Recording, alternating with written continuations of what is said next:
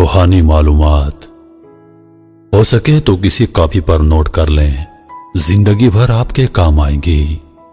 सबसे मकबूल तरीन वजीफा इस्तग़फ़ार है। दुरूद शरीफ रूहानियत बढ़ाता है। बिस्मिल्लाह पढ़ ली जाए तो शर्मगाह और शयातीन के दरमियान पर्दा बन जाता है।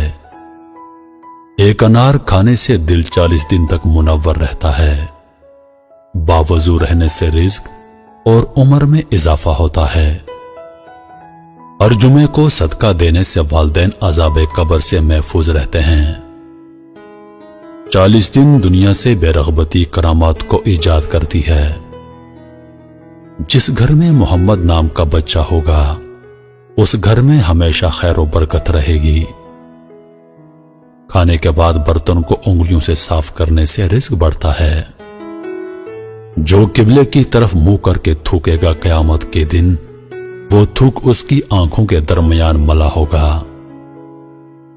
दस्तरखान पर से गिरे टुकड़े उठाकर खाने वाला कभी जुनून और जजाम की बीमारी में मुब्तला ना होगा। जुमे के दिन नाखून काटने से बीमारियों से शिफा मिलती है। जो शख्स नूह अलैहिस्सलाम पर 3 बार दुरूद और सलाम भेजे उसको सांप बिच्छू नहीं काट सकता।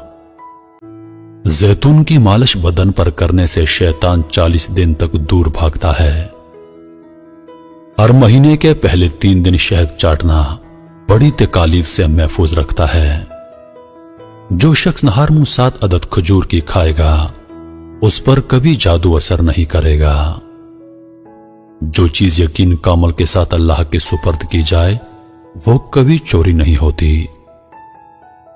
जो दिन में गुनाह नहीं करता उसे रात को मुसल्ले पर खड़े होने की तौफीक मिलती है। जो दिन में गुनाह करेगा वो रात को तहज्जुद नहीं पढ़ सकता। पांव सुन हो जाए तो दुरूद पाक पढ़ने से फौरन सुन खत्म हो जाती है। खड़े होकर शलवार पहनना इंसान को संगदिल बनाता है। वालिदैन की तरफ देखने से नजर में इजाफा होता है। आशूरा के रोज खाना खिलाने से साल भर का रिज़्क अल्लाह पाक मुफ्त देते हैं। भूली हुई चीज को याद करने के लिए दुरूद शरीफ पढ़ें। जो आफियत की दुआ मांगेगा वो हमेशा पुरसुकून रहेगा।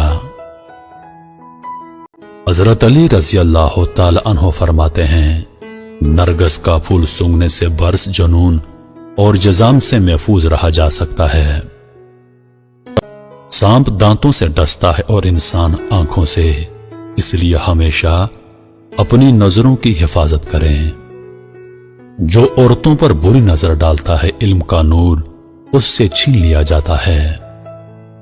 मसफाक को जमीन पर रखने वाला जुनून जैसे मर्ज में मुब्तला हो सकता है। हिजाब करने वाली खवातीन कभी कैंसर में मुब्तला नहीं होती। बेपर्दा औरत और तंगो बारीक लिबास पहनने वाली औरत की औलाद भी बेहया निकलती है।